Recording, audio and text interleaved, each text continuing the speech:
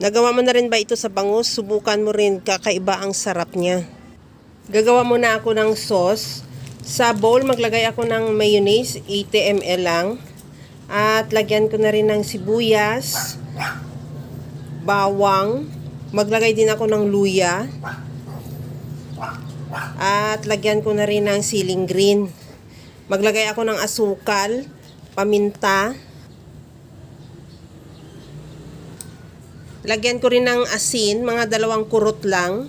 Maglagay na rin ako ng liquid seasoning. Ihalo hanggang sa mag-mix yung lahat nating ingredients. Habang ginagawa ko yan mga kalasa, kung bago ka pa lang sa aking channel, welcome. At huwag kalimutan mag-subscribe at i-click ang bell button para sa mga notification. At kung dati ka pa, welcome back. At i-follow mo na rin ako sa aking Facebook page, Lasang Pilipina.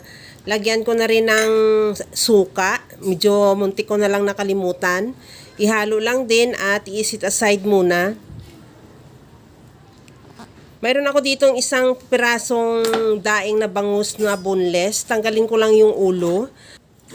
At hiwain ko lang ng maliliit.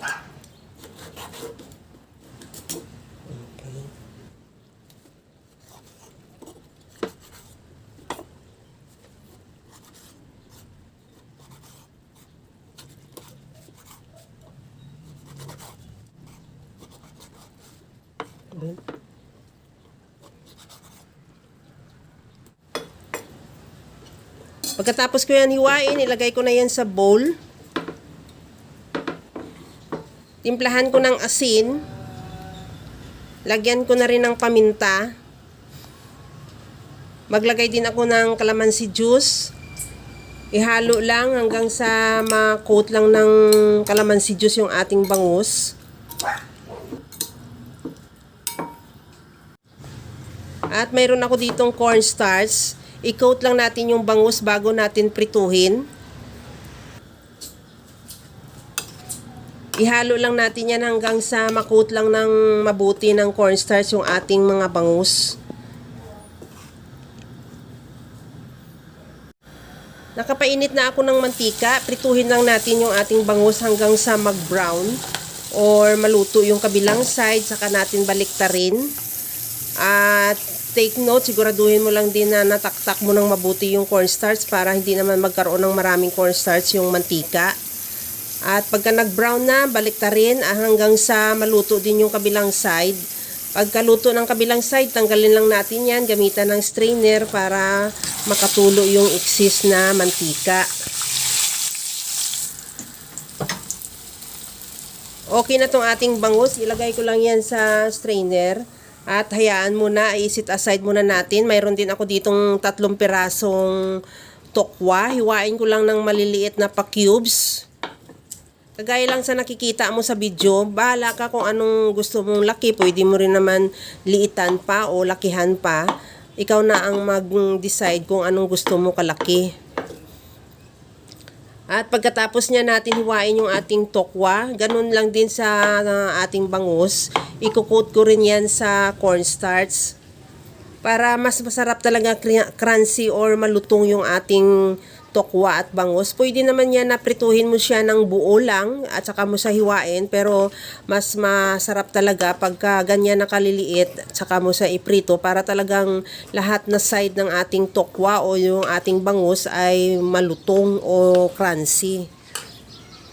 Okay na tong tokwa natin, tanggalin mo lang din ang excess na cornstarch saka natin yan iprito. Ganun lang din process sa ginawa natin sa bangus. Antayin lang din na mag-brown o maluto at saka tanggalin lang din sa kawali. Gamitan din natin ng strainer para makatulo rin yung excess na mantika.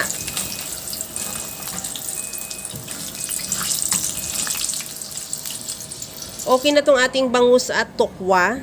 Ilipat na lang natin yan sa ating mixing bowl.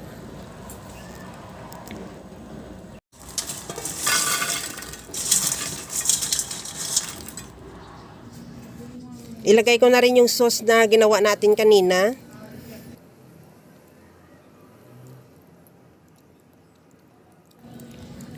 Ihalo lang hanggang sa mag-mix lang yung sauce sa ating bangus at tokwa.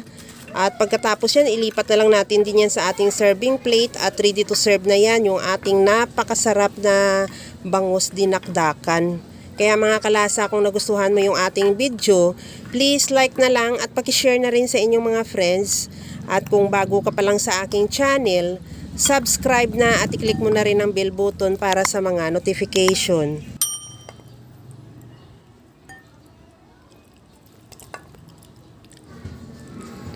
Okay na ito, ready to serve na. Kaya mga kalasa, alam ko kayang-kaya mo tong gawin dahil sa sobrang simple at napakadali niya lang lutuin.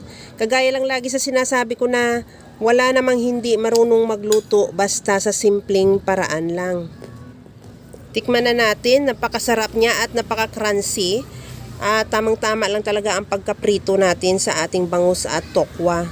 Hanggang sa muli mga kalasa, thank you for watching. Bye-bye!